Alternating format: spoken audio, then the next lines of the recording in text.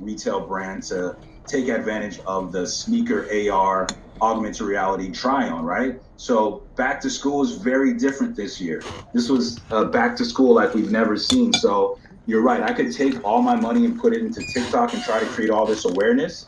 But why not focus on my back to school bets, the priorities that we're trying to bring to life, and allow the kid who may or may not be able to go to the store, who's on Snapchat, to be able to try on a shoe virtually and purchase it.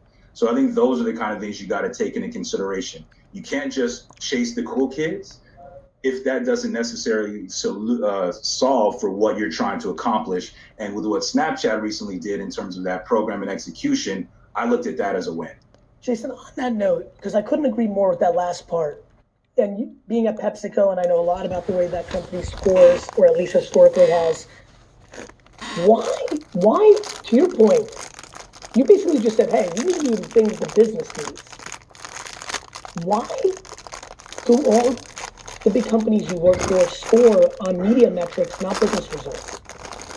It's a combination of both. Those media metrics definitely are taken into consideration, but you have to look at media in isolation in the sense of making sure that your dollars are working. I agree that it's one of those processes that could definitely get better and be a bit more integrated. You think? I mean, let's call a spade a spade. Let's educate some kids here as they're going into the industry. Like, the holding company, media company is incentivized against a certain cost, and thus that inventory gets chosen. Or an internal MMM is built that justifies television spend but doesn't justify Facebook spend. Thus, nobody spends on Facebook in 2013 or 11 when it's the number one platform on earth. I mean, there's a big disconnect. You're now in retail, thank God, so you're getting clean returns information on sales. But like CPG land is a disaster. It's hard. It's a challenging business. It's a challenging business, especially when you think about the volume, especially on a global level. It's really hard to correlate that together. So I think I was actually reading an article about Elon Musk, and Steve Jobs. I think they both took the same approach in terms of making sure that they broke down as many silos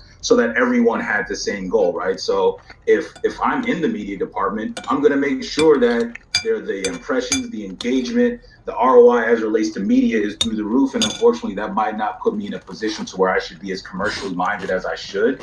And I think as you start to see more integration at those companies with more of that common goal, you'll see that benefit as it relates to both having a bit more parity. I think you're very versed in the current state of humans. How about you yourself? JB's personal attention graph these days. What is winning in your world? Which show on OTT? Which artist? Which app? What have you, and give me a little storytelling on something that's evolved. Like, I wasn't into podcasts before COVID. Now, because I work out in my home gym, I am. Or I used to just have Netflix, but now I have Hulu and Roku, or I downloaded TikTok and I'm about it now. Like, what's evolved, increased or decreased in your actual media consumptions? I would say that I've definitely gotten more into audiobooks. I was always into podcasts. I guess we could laugh at this one, but when Quibi launched, I did want to see the Clippers documentary. So yes, I joined Quibi for a week so I could watch that one. Obviously, bad timing in terms of when and where and how. How was it? What do you say? How was it? I didn't see any feedback on it. How was it? That documentary was great. You had to obviously restart it for the 7 episodes. That was kind of annoying, but the content itself was great. But that's the biggest change as it relates to platforms. But I think one of the things I'd want to focus on is a moment. And I think one of the best moments we had, especially as me being a sports fan, sneaker fan, etc., was what we had with The Last Dance. I think when you take into consideration how ESPN was able to pull that off, and when you think of how appointment television viewing does not exist today in comparison to how it was in the past, unless it is live sports, I think the way that galvanized the country, even non-sports fans, was amazing and shows how powerful content and great storytelling can be.